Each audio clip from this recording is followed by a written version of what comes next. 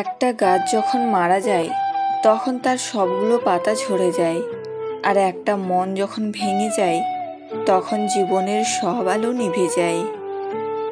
প্রথম প্রথম নিজেকে খুব লাকি মনে হবে। দিনে 50খানা মেসেজ, 100 বার ফোন, কবে দেখা করবে এর আবদার। কি করছো? মেসেজের উত্তর দিচ্ছ না কেন? ফোন করনি কেন? আমায় মনে পড়ে না বুঝি? স্নান করেছো? খেয়েছো? ঘুমিয়ে পড়ো কিন্তু। নিজের যত্ন নাও ঠিক করে। কত কেয়ার, কত ভালোবাসা।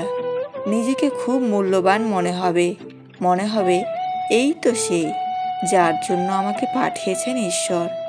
তারপর আস্তে আস্তে যত সময় কাটবে, সম্পর্কের শরীর থেকে উবে যাবে টাটকা তরতাজা গন্ধ, তত কমে যাবে ফোন, মেসেজ, দেখা করার ইচ্ছা।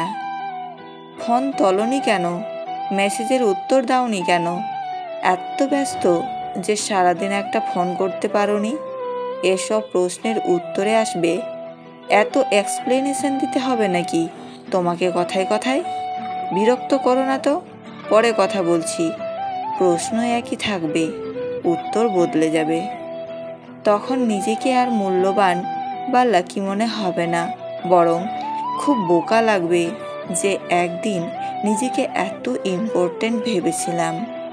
শোনো, মানুষ পাশে বসে সুখ দুঃখের গল্প করে, হাতের ভেতর হাত রেখে মায়া বাড়ায়, তারপর হঠাৎ করে একদিন বিনা নোটিশে সব মায়া ভেঙে দেয়। এটাই জীবন।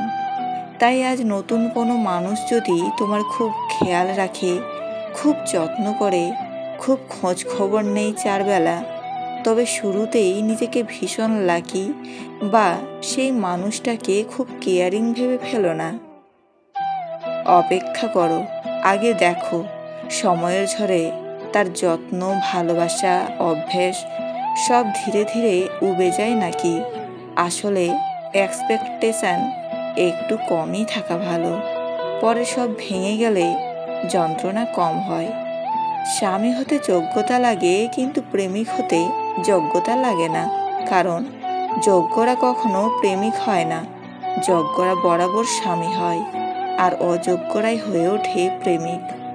10 মাস পেটে, 3 বছর বুকে, আর সারা জীবন হৃদয়ে রাখেন হচ্ছে আমাদের মা। খুব তাড়াতাড়ি কাউকে ভুল বোঝা উচিত নয়। কে বলতে পারে যেটা তোমার কাছে ভুল, সেটা তার কাছে পরিস্থিতির অসহায়ত্ব। রাস্তায় চলতে এটা মনে রাখুন, চোখ নিচু রাখা, কাউকে কষ্ট না দেওয়া, সালামের উত্তর দেওয়া, ভালো কাজে আদেশ, মন্দ কাজে নিষেধ করা। অন্যের স্ত্রী যদি আপনার সাথে দুটি কাজ করে, বুঝে নেবেন সে আপনাকে কাছে পেতে চাইছে। 1, তার সব বিষয়ে আপনার পরামর্শ নেবে। 2, সব কিছুতেই আপনাকে অনেক বেশি গুরুত্ব দেবে। যত মানুষ চিনতে পারবেন তত একা বাঁচার ইচ্ছে বেড়ে যাবে, আর বুঝতে শিখবেন একাকিত্ব কখনো বেইমানি করে না।